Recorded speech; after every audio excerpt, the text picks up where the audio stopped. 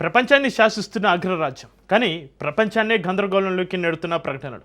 Social మీడియాలో ఒక్క మాట, క్షేత్రస్థాయిలో మరో పరిస్థితి. ట్రంప్ వరుస వ్యాఖ్యలు నిజంగా అమెరికా విదేశాంగ వ్యూహమా లేక రాజకీయ ప్రచారమా? హర్ముజ్ జలసంధి నుంచి పశ్చిమాసియా వరకు పెరుగుతున్న ఉధృత పరిస్థితులు ప్రపంచ భద్రత, ఇంధన మార్కెట్లు, అంతర్జాతీయ దౌత్యాన్ని ఎలా ప్రభావితం చేస్తున్నాయి? ఈ పరిణామాల్లో భారత్ అనుసరించాల్సిన వ్యూహం ఏమిటి? Let's watch the story.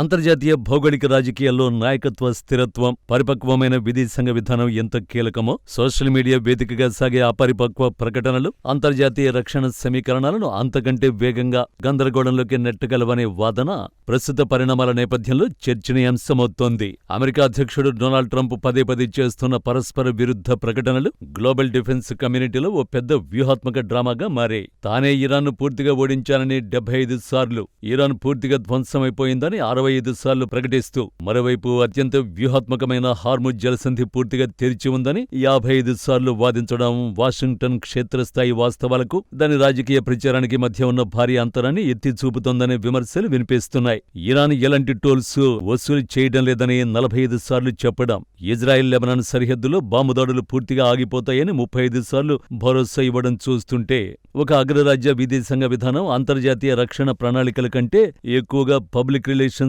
ప్రదర్శనగా మారిందనే విమర్శలు వ్యక్తమవుతున్నాయి. ఒక విదూషకుణ్ణి ఎన్నుకుంటే అక్కడ సర్కస్ మాత్రమే ఆశించగలమనే నానుణ్ణి ఈ పరిణామాలకు అన్వయిస్తూ పలువురు వ్యాఖ్యాతలు విమర్శిస్తున్నారు.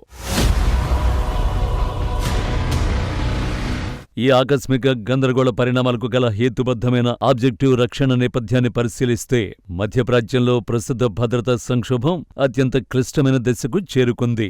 యుఎస్ సెంట్రల్ కమాండ్ మరియు ఇరాన్ మధ్య ఇటీవల కుదిరిన తాత్కాలిక కాల్పుల విరమణ ప్రయత్నాలు ఇంకా పూర్తిగా స్థిరపడక ముందే హోర్ముజ్ జలసంధిలో సరకు రవాణా నౌకలపై జరిగిన డ్రోన్ దాడులు క్షేత్రస్థాయి భద్రతా లోపాలను బయటపెట్టాయి. ఇక్కడే అంతర్జాతీయ రక్షణ నిపుణులు ఒక బలమైన ప్రతివాదాన్ని ముందుకు తెస్తున్నారు. ట్రంప్ ప్రభుత్వం ఇరాన్ వైమానిక రక్షణ వ్యవస్థల్ని, నౌకాదళ సామర్థ్యాలను బలహీనపరిచామని ప్రకటించినప్పటికీ ఇరాన్కు చెందిన ఇస్లామిక్ రెవల్యూషనరీ గార్డ్స్ మరియు వారి ప్రాంతీయ ప్రాక్సీ నెట్వర్క్లు ఇప్పటికీ హార్ముజ్ కారిడార్ను, అంతర్జాతీయ చమురు సరఫరా మార్గాలను ఏ క్షణంలోనైనా ప్రభావితం చేసే సామర్థ్యాన్ని కలిగి ఉన్నాయని విశ్లేషకులు పేర్కొంటున్నారు. వైట్ హౌస్ చేస్తున్న 100% సంపూర్ణ విజయం అనే ప్రకటనలు ప్రధానంగా దేశీయ రాజకీయ సందేశాలుగానే కనిపిస్తున్నాయని, అవి పశ్చిమాసియాలో శాశ్వత శాంతిని తీసుకురాలేకపోయాయని అంతర్జాతీయ విశ్లేషకులు అభిప్రాయపడుతున్నారు. ఈ వ్యూహాత్మక మైండ్ గేమ్లో అమెరికా నాయకత్వం అవలంబిస్తున్న ఏకపక్ష అస్థిర ధోరణి వల్ల పశ్చిమ దేశాల రక్షణ విశ్వసనీయతపై ప్రశ్నలు తలెత్తుతున్నాయి.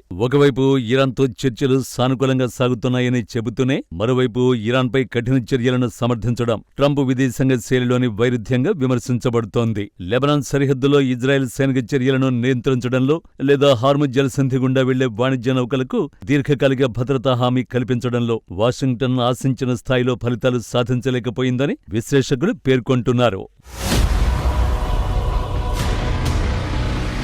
ఈ పరిస్థితుల ప్రభావంతో గ్లోబల్ ఎనర్జీ మార్కెట్, చమురు ధరలు, సముద్ర వాణిజ్య భద్రతపై అనిశ్చితి పెరుగుతోందని ఆర్థిక నిపుణులు హెచ్చరిస్తున్నారు.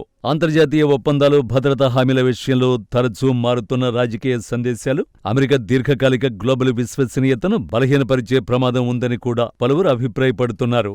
ఇంకోవైపు ఈ పరిణామాల ప్రభావం కేవలం పశ్చిమాసియాకు పరిమితం కావడం లేదు.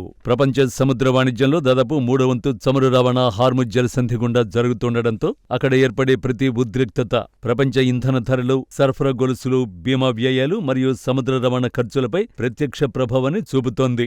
ఇప్పటికే అనేక అంతర్జాతీయ షిప్పింగ్ సంస్థలు ప్రమాద స్థాయిని పునః సమీక్షిస్తున్నాయి. ఇదే పరిస్థితి కొనసాగితే ఆసియా, యూరప్, ఆఫ్రికా మార్కెట్లలో ద్రవ్యోల్బణ ఒత్తిడి మరింత పెరిగే అవకాశం ఉందని ఆర్థిక విశ్లేషకులు హెచ్చరిస్తున్నారు.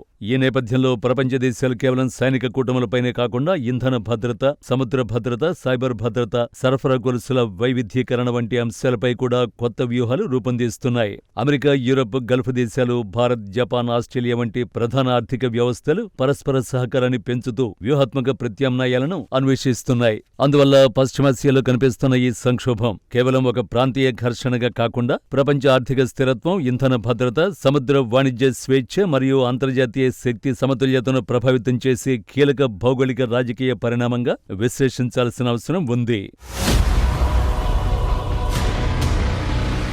ఈ అంతర్జాతీయ సంక్షోభం నేపథ్యంలో భారతదేశం వంటి ఎదుగుతున్న గ్లోబల్ శక్తులు అత్యంత చాణక్య నీతితో స్వతంత్ర వ్యూహాత్మక సార్వభౌమాధికారంతో వ్యవహరించాల్సిన అవసరం మరింత పెరిగింది. అమెరికా లేదా మరే ఇతర శక్తి ప్రకటనలపై పూర్తిగా ఆధారపడకుండా భారత్ తన ఇంధన భద్రత, చాబహార్ పోర్టు వంటి వ్యూహాత్మక ప్రాజెక్టులు, సముద్ర వాణిజ్య ప్రయోజనాలను కాపాడుకుంటూ ఇటు పశ్చిమ దేశాలతో అటు మధ్యప్రాచ్య దేశాలతో సమతుల్య దౌత్యాన్ని కొనసాగించవలసిన అవసరం ఉంది.